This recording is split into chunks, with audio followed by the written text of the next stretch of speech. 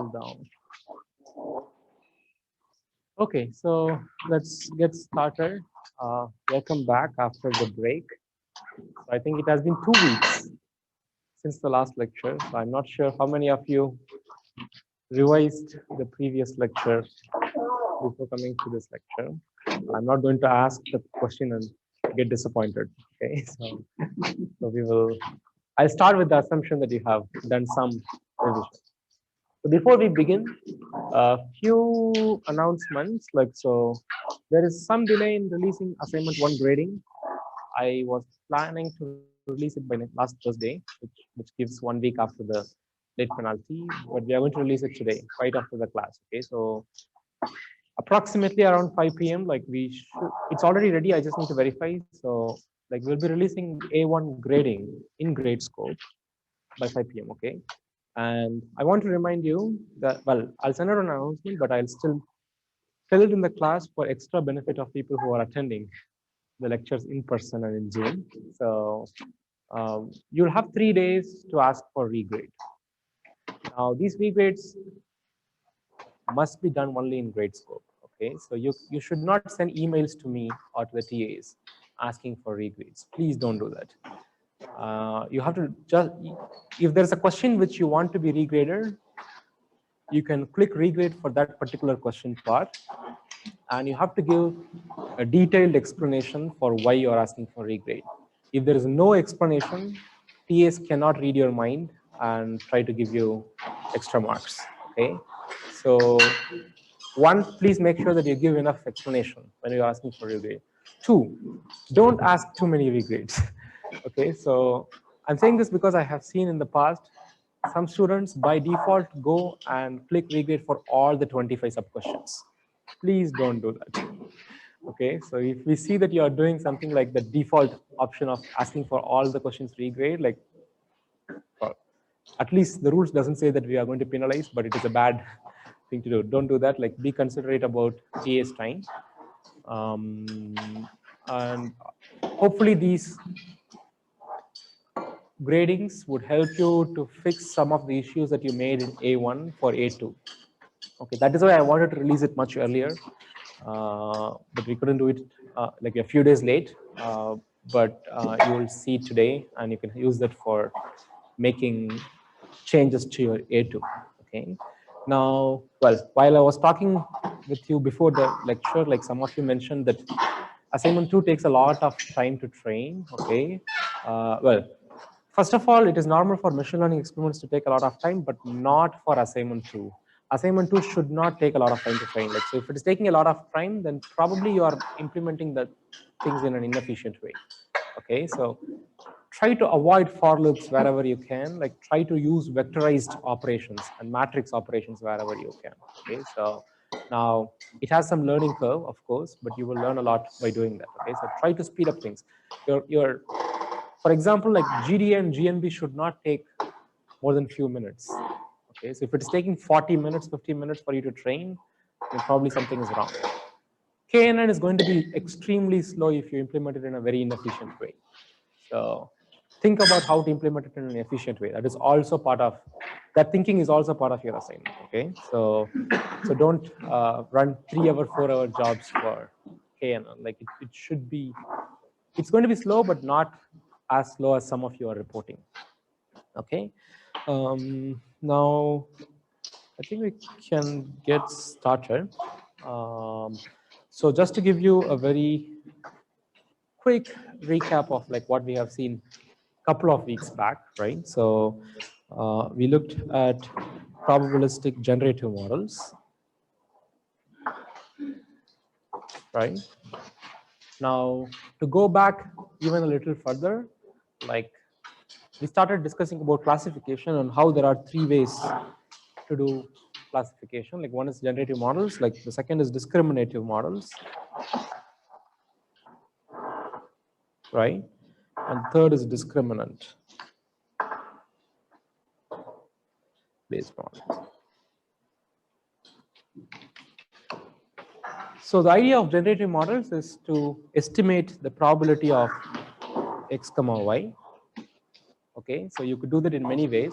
Either you can directly attempt to estimate P of x comma y, the joint distribution, or you can estimate P of x given y and P of y, and then use the Bayes rule to compute P of y given x, right?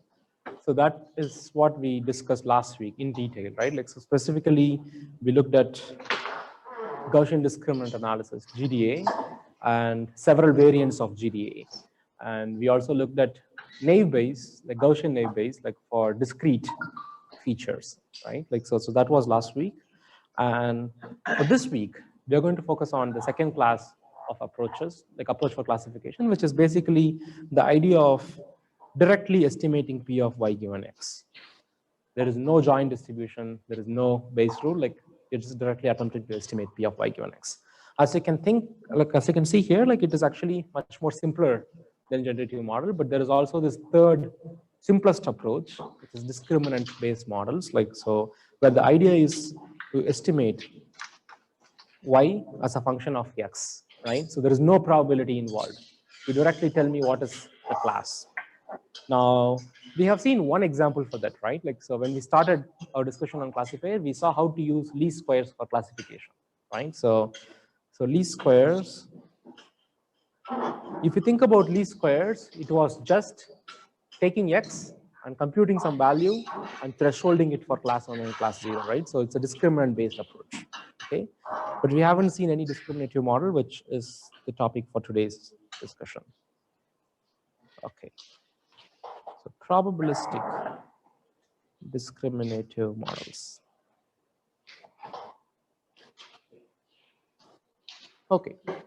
Now, in the case of generative models, right? So if you think about like what we did last week, if you take two-class problem, then we had the sigmoid formulation, right? Like, so P of C1 given x is given by sigma of W transpose x plus W0,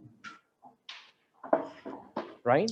So where W and W0 in the case of GDA were equations of mean, variance, and prior probabilities, right?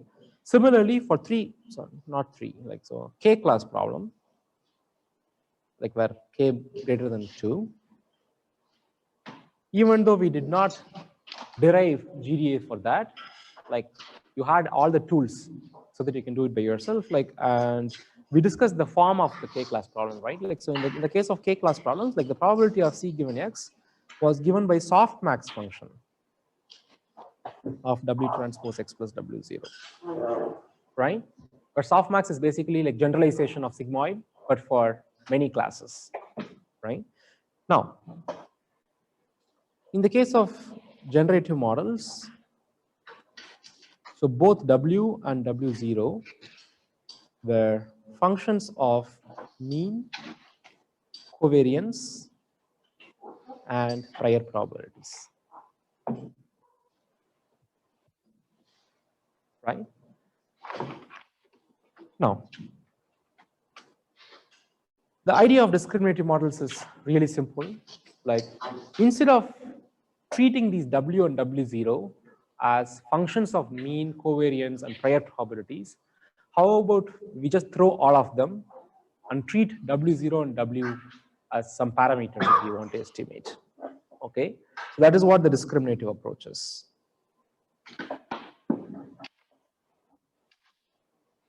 Okay, so now we are going to forget about the Gaussian assumption that we had and the mean and covariance estimation for the Gaussian and other stuff. We are going to assume that W and W0 as a vector of parameters.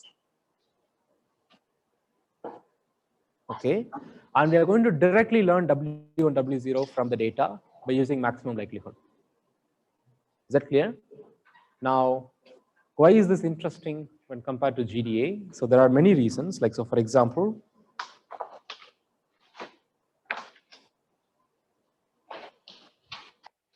how many parameters do we need if I treat, let's take P of C1 given x is equal to sigma of W transpose x plus W0, okay? And there are M features. Now, how many parameters do I need for this discriminative model? M plus 1, just the parameters that you have here, right? Like, so first of all, it only requires M plus 1 parameters. Okay. When compared to something like GDA, which requires M parameters for mean, M into M plus 1 by 2 parameters for covariance, and another M minus 1, is it M minus 1? Or approximately order M parameters for the prior probabilities, right? So it's a lot of parameters with generative approach. However, with this discriminative approach, the number of parameters is much lesser than the number of parameters in generative approach. Okay.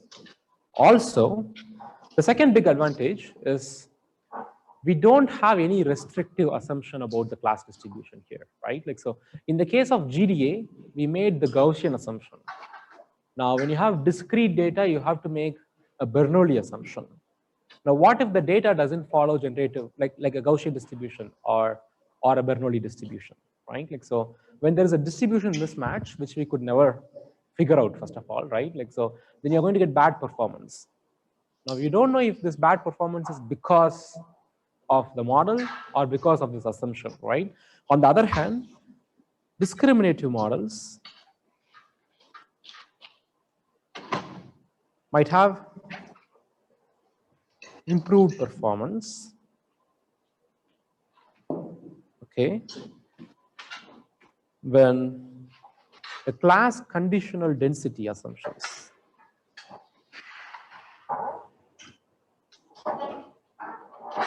that we had, right? Like the assumption that the class conditional density is Gaussian is a poor approximation to true distribution. Is that clear? So in those situations, it is just safer to do discriminative approach because it doesn't make any assumption about the distribution, like, so it will not have such mismatches. Is that clear? So now we are going to see our first discriminative model, okay, which is really, really simple. Like, okay, so we're going to call this as logistic regression.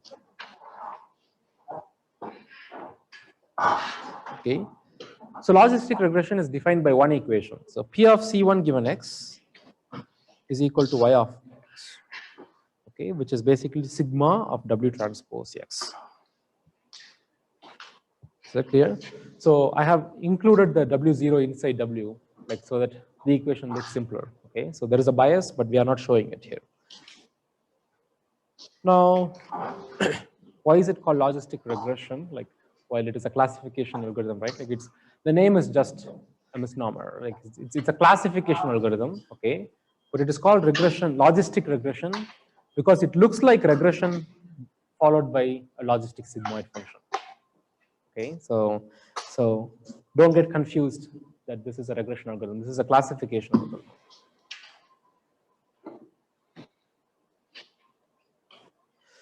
Poor naming. Okay, so now what would be probability of C2 given X in binary? We are in binary class setting. Like, so, like, what would be P of C2 given X? 1 minus. Yeah, it's just 1 minus P of C1 given X. Right? So the sigma here, we have already seen this sigma. So this is the logistic sigmoid function. Okay, now is it clear? Like, it's a really simple model. Like, it's a sigma of W transpose X, but the parameters are W. Now our only job is to estimate these parameters W from the data. Okay, now to do that, like, we're going to repeat the process that we did last week, but it is going to be much more simpler today. Okay, so we are going to do maximum likelihood estimation.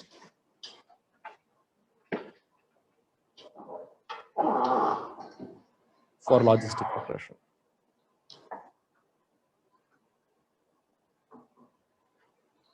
So as a quick recap for maximum likelihood, right? Like, so if you remember our discussion on GDA, so whenever you have a probabilistic model and you want to estimate the parameters of this probabilistic model, like, so one objective function that you could use is the maximum likelihood, right? Like, so you want to maximize the likelihood of seeing this data from the distribution. So any model which gives maximum likelihood is probably a good approximation for the underlying probability distribution, right? So now to do that, we need a data set. So let us assume that we have some data set, which is a bunch of xn and tn, okay, where you have capital N number of examples, okay. Now, where Tn is going to be either 0 or 1, okay. Now, we just care about probability of T given W, right? So we want the probability of the class given some parameters, okay. Now, this is given by, for the entire data set, like you will have product, right? So because of the IID assumption, so it's going to be product over n is equal to 1 to capital N, okay. So my probability is going to be yn if T of n is equal to 1, right? If T of n is equal to 0, my probability is going to be 1 minus y. So 1 minus y of n for 1 minus T of n. Okay, so now we have seen this equation even last week in different form, right? Like, so now we are interested in knowing the probability of the class. So if class is 1, then this term is 0. Sorry, this term is anything power 0, so 1. So this term disappears. You only have this term, so you get yn. So yn is basically sigma of w transpose x, right? If class is 0, then this one disappears. You only have this. So 1 minus 0 is 1, so the probability is 1 minus y. So this is just a compact notation for both the probabilities. Like, so if it is class 1 or class 0. Okay. Now, where T is basically all the examples classes, and y of n is basically p of c1 given x of n. Is that clear? Now I have the probability. Given a data set, I just need to estimate this probability, which is the likelihood, and maximize this, right? So now, instead of maximizing the likelihood, we often maximize the log likelihood so that this particular product becomes a sum, right? And again, if you remember our discussion last week, instead of maximizing the log likelihood, I can minimize the negative log likelihood, because when we do gradient descent, we always care about going to the minimum, not maximum, right? So but it's just a convention, okay? So you can do whatever you want. But what we are going to do today is our error function is going to be negative log likelihood.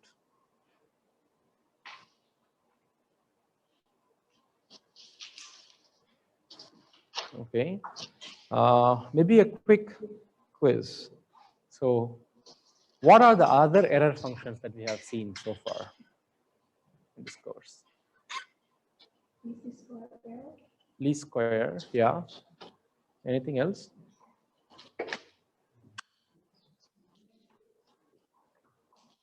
Yeah, MSE and least square error, they are same. Yeah, RMSE, okay, they are all same. Anything else?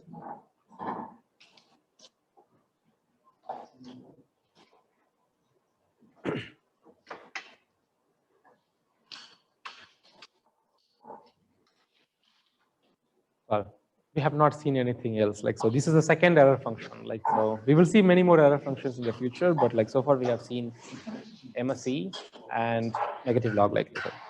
Okay, so now the error function E of W is given by minus ln P of T given W, right? So I want to maximize the probability of T given W for the data set, which is equivalent to maximizing ln P of T given W. Instead, I'm going to minimize minus ln P of T given W. Okay. Now, the advantage of this notation is like I'm just going to do minus. Instead of the product, I have summation. So summation over n is equal to 1 to capital N. Okay. We have P of n ln y of n plus 1 minus T of n ln 1 minus y of n.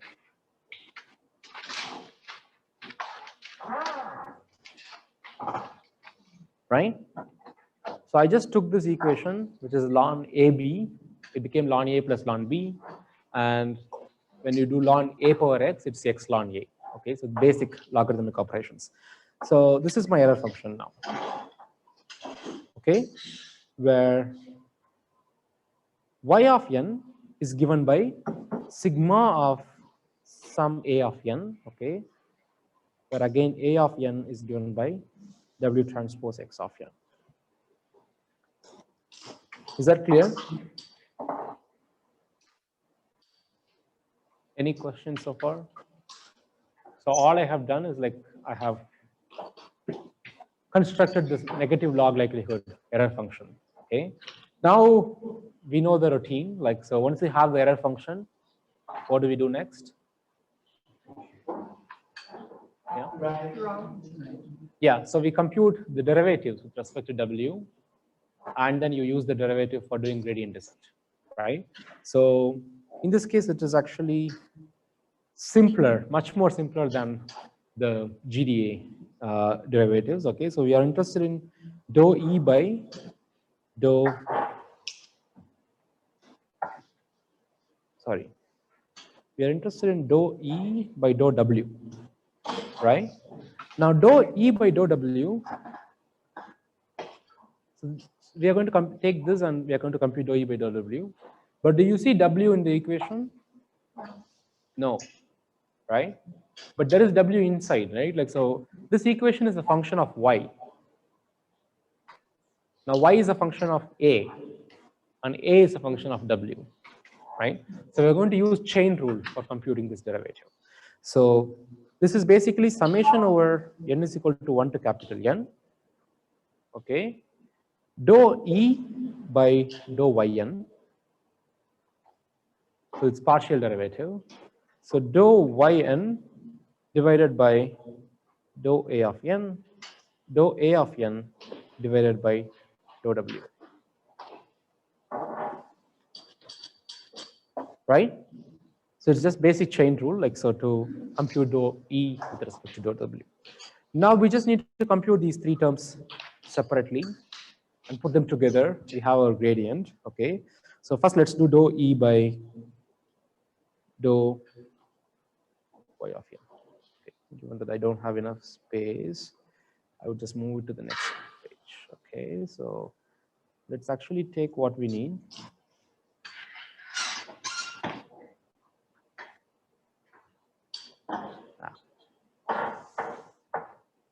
Okay. Okay. Copy. Okay. This is what we have. Now, what is dou E by dou Y of N? So now let us just do it for one example. Okay. So when you have only one example, so then this is going to be minus T of N. You differentiate ln Y. So what do you get? 1 by Y, right? So by Y of N, there is a minus, okay, 1 minus T of N divided by ln 1 minus. So when you differentiate ln 1 minus Y, you get 1 minus Y. Now you differentiate this again, you get a minus 1. So this becomes plus. Is that clear? So now just do the basic like restructuring. So this becomes 1 minus T of N times Y of N. So this is the second term, minus T of N times 1 minus Y of N divided by Y of N into 1 minus Y of N. Okay.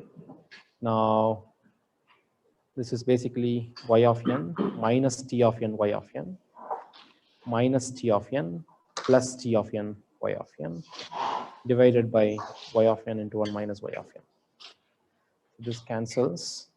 So you get dou E by dou Y of N is equal to Y of N minus T of N divided by Y of N multiplied by 1 minus y of n. Is that clear? Okay. Now, the next part of the chain rule. So we want dou yn divided by dou a of n. So if you remember, let's put it here. So y of n is given by sigma of a of n, where a of n is given by w transpose x, right? Now, what is the differentiation of sigma? We have seen that last week when I introduced the sigmoid function. It's just sigma into 1 minus sigma. Okay, so that's it's easy. So sigma into 1 minus sigma. So in this case, it's basically y of n into 1 minus y of n. Right? Now the final part, dou an divided by dou w. What is it? What is it? What is dou a by dou w? It's just x, right? So it's x of n. Okay, now we can put together all these things. Okay, so my dou e by dou w is going to be summation over n is equal to 1 to capital N. Okay, the first term, dou e by dou yn. So y of n minus t of n divided by y of n into 1 minus y of n multiplied by the second term, so y of n into 1 minus y of n multiplied by the third term, which is x of n. Okay, so now you see that these things get cancelled. Okay, we have actually a very simple update rule. So dou e by dou w is equal to summation over n is equal to 1 to capital N, y of n minus t of n multiplied by x of n. Is that clear? Now, have we seen this equation before? Where? GDA? No. We had a closed form solution for GDA.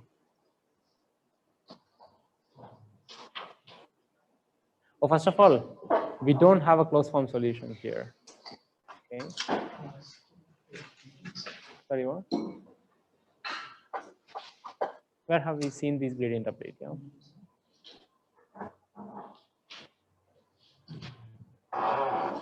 Who is anybody from the Zoom call?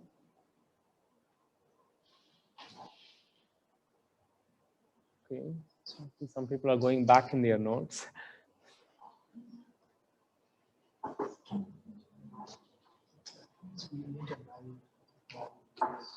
Can you speak a bit louder? I'm not really sure. Okay.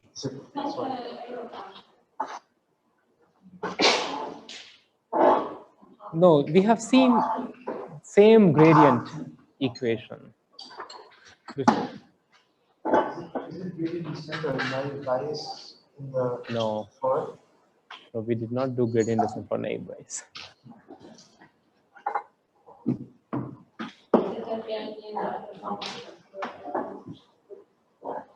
So can you recall like the gradient for linear regression? So in the case of linear regression, you had an error function which was basically y of n minus t of n the whole square 1 over 2, right? Where y of n was just w transpose x of n, right?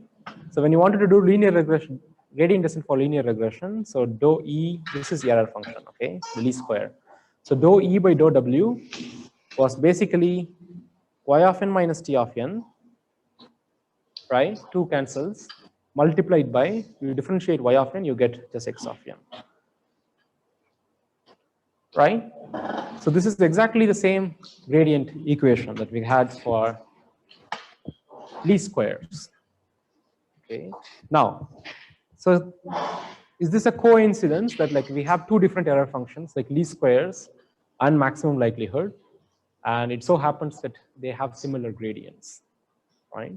So So now this is not a coincidence. Okay, so there is some connection between maximum likelihood and least squares. Okay, so let's look at that now. So connection between maximum likelihood and least squares. So if you think about it, least squares is not a probabilistic approach, right? There is no probability involved in least squares. Like you just compute this mean square error, you compute the gradient, and then you get some W, right? On the other hand, like with maximum likelihood, you have some probabilities and you're trying to estimate the likelihood, right? Now, for the moment, let's just go back to linear regression. Okay, so we're going to redo linear regression once again, but from probabilistic perspective.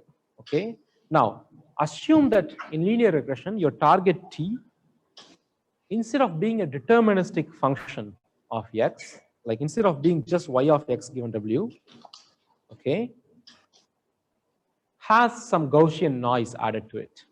Okay, my target is going to be Y of X, comma X given W plus some epsilon, where epsilon is a Gaussian with zero mean and beta inverse variance.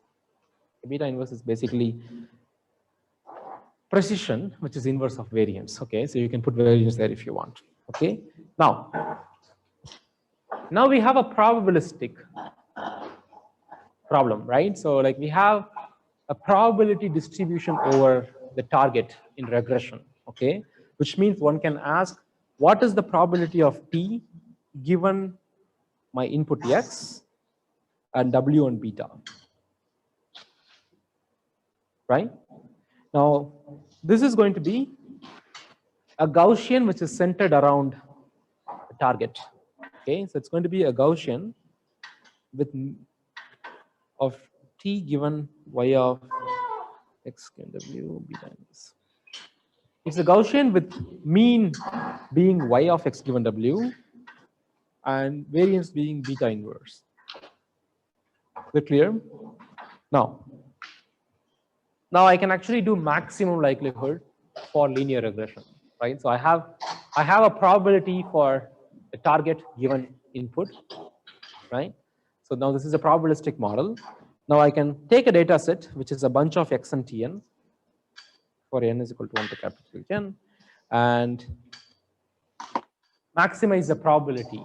So like find the parameter such that it maximizes the probability, right? So now the probability of T given X W beta is given by product over n is equal to 1 to capital N, a Gaussian of T of n given W transpose X of n, comma beta inverse.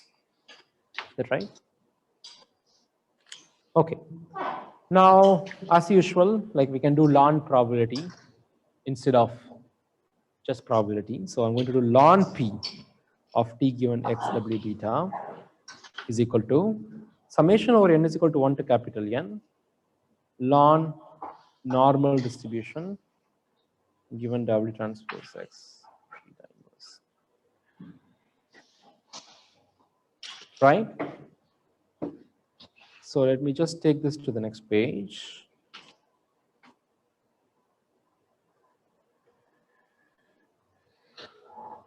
Okay. Now, this is actually equivalent to, okay, so I think I moved too fast. Now the video is not working. Let's just wait for a few seconds.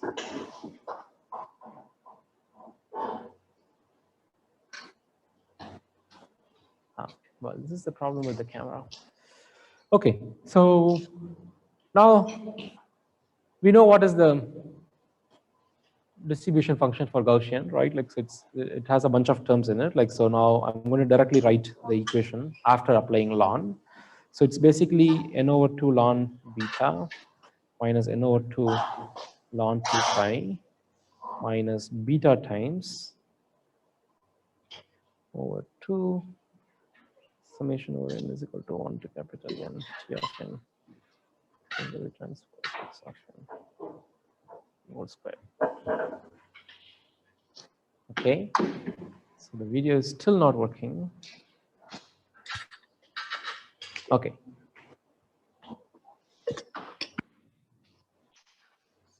what I have done here is like I took the actual like PDF of multivariate Gaussian. Like I applied ln, so then you divide things into 3 parts. This is what you have. Okay. So given that the mean is W transpose X of n. Now, we want to maximize this log probability, right? Or minimize the negation of this. When I want to maximize, like when I want to find W which maximizes this probability, now you can notice that the first term does not have any W in it. The second term does not have any W in it. So only this term has W in it, right? Now, if you just consider this term, right?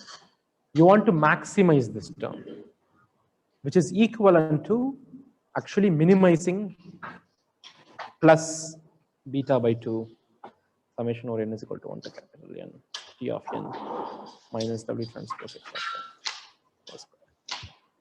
Right? So you either maximize this or you minimize this. Right? So now you can see that maximizing the log likelihood is actually equivalent to minimizing. This looks like what? Mean square error, right? So maximizing log likelihood is equivalent to minimizing least squares error. Okay. If you make Gaussian assumption for noise. If you assume that your target variable follows a Gaussian distribution, then when you do least squares, you're essentially doing maximum likelihood. Is that clear? Any questions?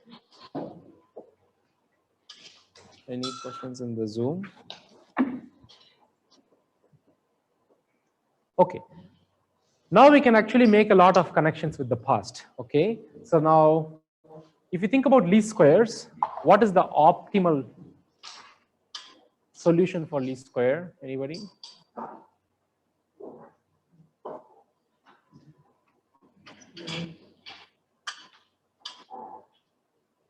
What is the optimal solution for least squares? Expected value of t given x, right? So I hear answers from only few students. Maybe we should have had a midterm exam. Okay, so the optimal value that one could achieve for least squares is p of t given x, right? Now, this connection tells us that p of t given x is actually a Gaussian, which means that it is unimodal. There's only one mode for Gaussian, right? Which is a very restrictive assumption. Because in reality, for most of the classification problems, you will have multiple modes in the distribution. Okay, so you will not have a simple Gaussian for the class. Okay, now this actually kind of helps us to understand why least squares is actually a bad classifier.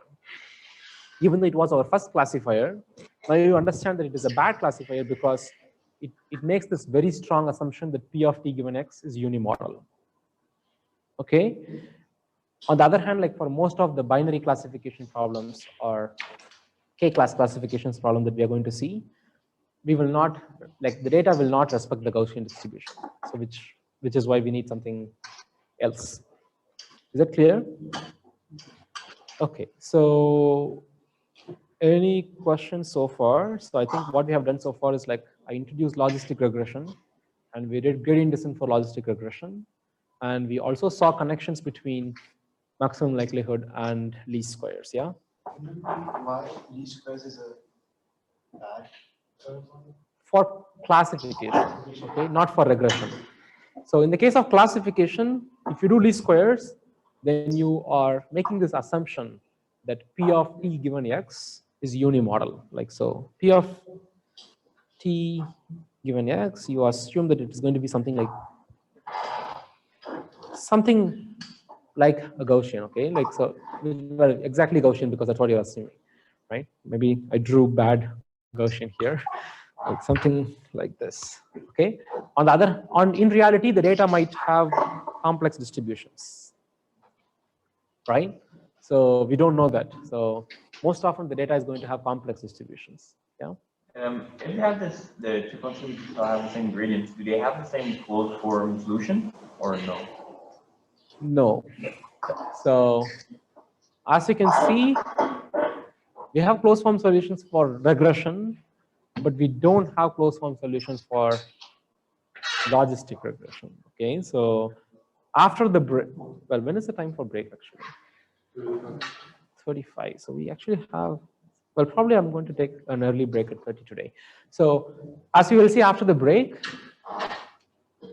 there is no closed form solution for logistic regression. Why? Because it is not a quadratic function anymore, because there is a sigmoid, a nonlinearity. Okay.